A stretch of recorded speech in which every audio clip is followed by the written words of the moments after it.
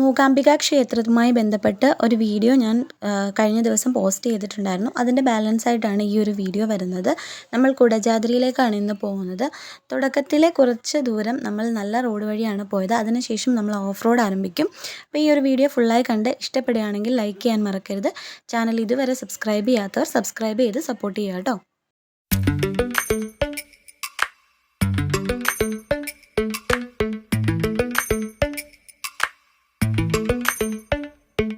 മൂകാംബിക ക്ഷേത്രത്തിന് മുൻപിലുള്ള പോലീസ് സ്റ്റേഷൻ്റെ വാതിക്കൽ നിന്ന് തന്നെ നമുക്ക് ജീപ്പ് അവൈലബിൾ ആണ്. കുടജാദ്രിക്ക് ഒരാൾക്ക് 480 രൂപ നിരക്കിലാണ് ഇവർ ചാർജ് ഈടാക്കുന്നത്.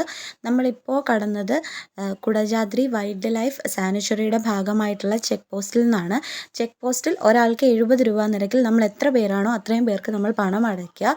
അതിനുശേഷം നമ്മുടെ കയ്യിൽ വല്ല പ്ലാസ്റ്റിക് ബോട്ടിലുകളൊക്കെ ഉണ്ടെങ്കിൽ അതൊക്കെ അവർ വെരിഫൈ ചെയ്യും. അതിനുശേഷമാണ് നമ്മളെ അകത്തേക്ക് കടത്തി വിടുക. കുറഞ്ഞത് 8 പേരാണ് ഒരു ജീപ്പിൽ കാണേണ്ടത്. 3000 രൂപയാണ് അത്രയും പേർക്കും കൂടെ അവർ ഈടാക്കുന്നത്. ഇപ്പോൾ രാവിലെ 6 മണി മുതൽ വൈകിട്ട് 3 മണി വരെയാണ് ഇവിടുന്ന് ജീപ്പ് സൗകര്യമുള്ളത്. 3 മണിക്ക് ശേഷം നമ്മുടെ ഈ ഒരു വൈൽഡ് ലൈഫ് സാങ്ച്വറിക്കുള്ളിലേക്ക് വണ്ടികൾ ഇവിടുന്ന് കടത്തി വിടില്ല. കാരണം നമുക്ക് അങ്ങോട്ടും ഇങ്ങോട്ടുമായി 5 മണിക്കൂർ യാത്ര എന്തായാലും ഉണ്ടാവും.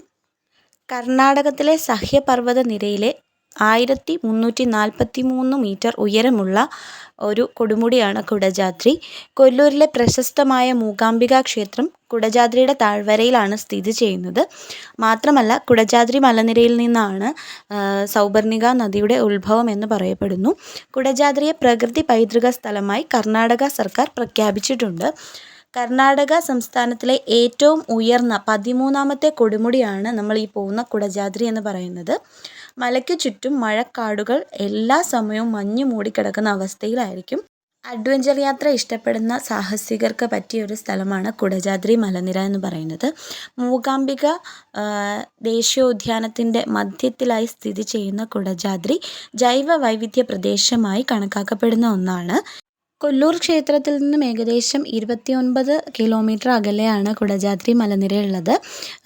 ഇവിടെ മഴ കിട്ടുന്ന 500 സെൻറ്റിമീറ്റർ മുതൽ 750 സെൻറ്റിമീറ്റർ വരെ ലഭിക്കാറുണ്ട്. അതുകൊണ്ട് തന്നെ മഴയുള്ള സമയത്ത്, അതായത് പ്രത്യേകിച്ച് കാലവർഷ സമയത്ത് ഈ കൊടുമുടിയിലേക്ക് പോകുന്നത് ഒരു വെല്ലുവിളി തന്നെയാണ് കേട്ടോ. ഒരു വർഷത്തിൽ 8 മാസവും ഇവിടെ മഴ ലഭിക്കുന്നു എന്നുള്ളതാണ് മറ്റൊരു പ്രത്യേകത. അതുമാത്രമല്ല കേട്ടോ, വംശനാശ ഭീഷണി നേരിടുന്ന സസ്യജന്തുജാലങ്ങളുടെ ആവാസ കേന്ദ്രമാണ് ഈ ഒരു കുടജാദ്രി മലനിര എന്ന് പറയുന്നത്. ശക്തമായ കാറ്റ് കാരണം കൊടുമുടി തരിശായി കിടക്കുന്നു എന്നുള്ളൊരു പ്രത്യേകത കൂടി ഇവിടെ ഉണ്ട് കേട്ടോ.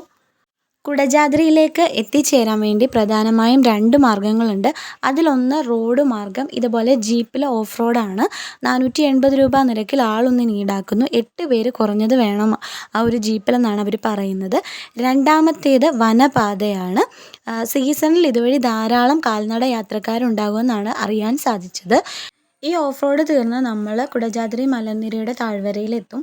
അവിടെ നിന്ന് പിന്നെ കാൽനടയായിട്ട് വേണം നമ്മൾ ഈ ഒരു കുടജാദ്രി മല കയറി പോകാൻ വേണ്ടിയിട്ട്.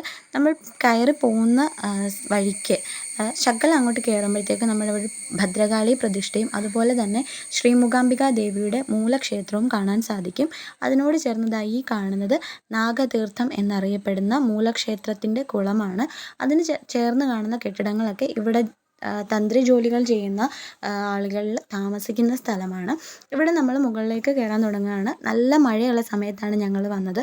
അതുകൊണ്ട് തന്നെ ആ ജീപ്പ് പാർക്ക് ചെയ്ത സ്ഥലത്തെ ഒന്നും വീഡിയോസ് ഞാൻ എടുത്തിട്ടില്ല. ആ ഒരു ഭാഗത്ത് ആ ജീപ്പ് പാർക്ക് ചെയ്ത സ്ഥലത്തോട് ചേർന്നൊരു ക്ഷേത്രമുണ്ട്. അവിടെ നമുക്ക് മൂകാസുരനെ വധിക്കാൻ ഉപയോഗിച്ച ത്രിശൂലം കാണാൻ സാധിക്കും. 2400 വർഷം പഴക്കമുള്ള ഒരു ത്രിശൂലം. അതിന് 32 അടി ഉയരമാണ് ഉള്ളത്. അത് ഇപ്പോഴും അവിടെ സംരക്ഷിക്കപ്പെട്ടു പോരുന്നു. അങ്ങനെ ഞങ്ങൾ ഈ ഒരു കാൽനട യാത്ര ഓഫ് റോഡ് ആരംഭിച്ചു.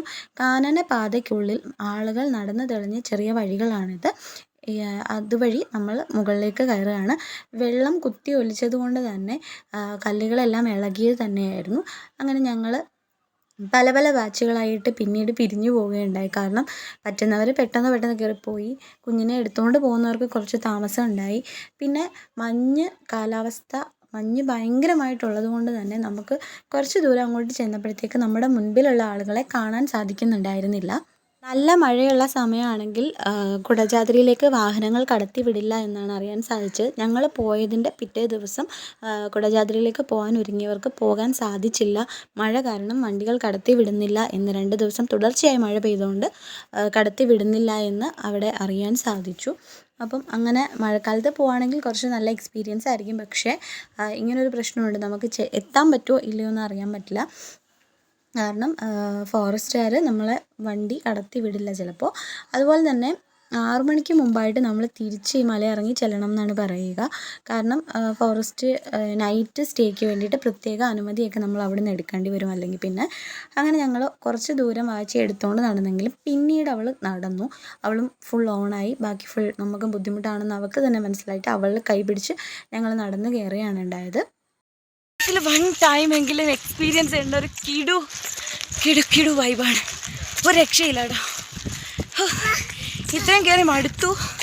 But very happy. വൃത്തിയായിട്ടുള്ള ഒരു ട്രിപ്പാണ് കേട്ടോ ഗൈസ്.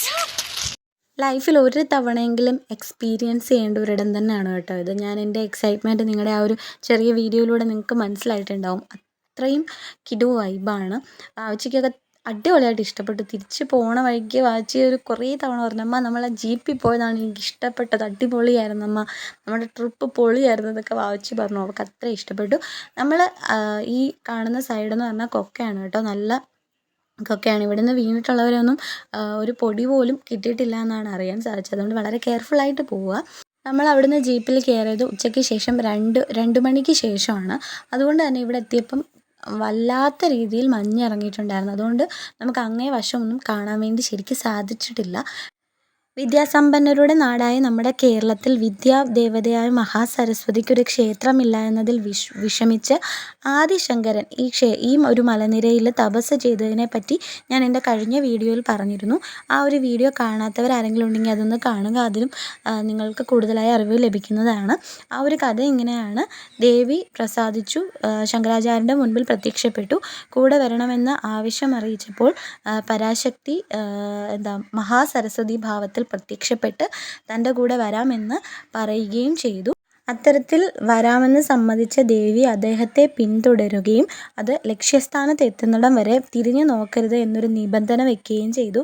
എന്നാൽ കുറച്ചെത്തിയപ്പോൾ, അതായത് കൊല്ലൂർ എത്തിയപ്പോഴത്തേക്കും ഭഗവതിയുടെ കൊലുസിൻ്റെ കിലുക്കം കേൾക്കാത്തതിനെ തുടർന്ന് ശങ്കരാചാര്യർ തിരിഞ്ഞു നോക്കിയെന്നും അങ്ങനെ തിരിഞ്ഞു നോക്കിയത് കൊണ്ട് തന്നെ ദേവിക്ക് കൂടെ വരാൻ സാധിക്കില്ല എന്നും അറിയിച്ചു.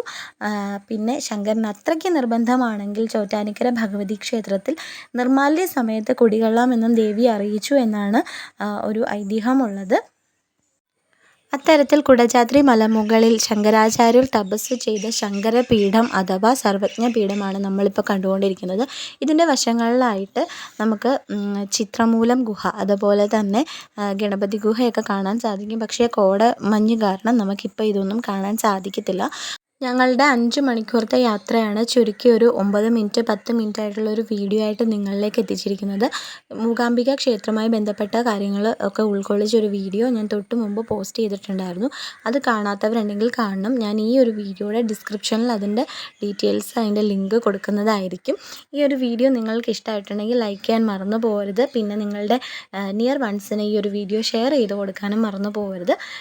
കൂടുതൽ ഇതുപോലത്തെ എക്സൈറ്റിംഗ് വീഡിയോസൊക്കെ ആയിട്ട് നമ്മൾ വരുമ്പോൾ നോട്ടിഫിക്കേഷനൊക്കെ നിങ്ങൾക്ക് കിട്ടണമെങ്കിൽ സബ്സ്ക്രിപ്ഷനൊക്കെ ആവശ്യമാണ് കേട്ടോ. അങ്ങനെ കുടജാദ്രി ഹണ്ടിങ് ഒക്കെ കഴിഞ്ഞിട്ട് ഞങ്ങൾ തിരിച്ച് നമ്മുടെ വണ്ടി കിടക്കുന്നിടത്തേട്ട് പോവാണ്. അതെ, ഞാൻ കരുത്ത് കളിച്ചിരിക്കുകയാണ്. അതുപോലെ ഞാൻ തിരിച്ച് നടന്ന് താഴെ ഇറങ്ങി, ഒരാളെ സഹായമില്ലാതെ.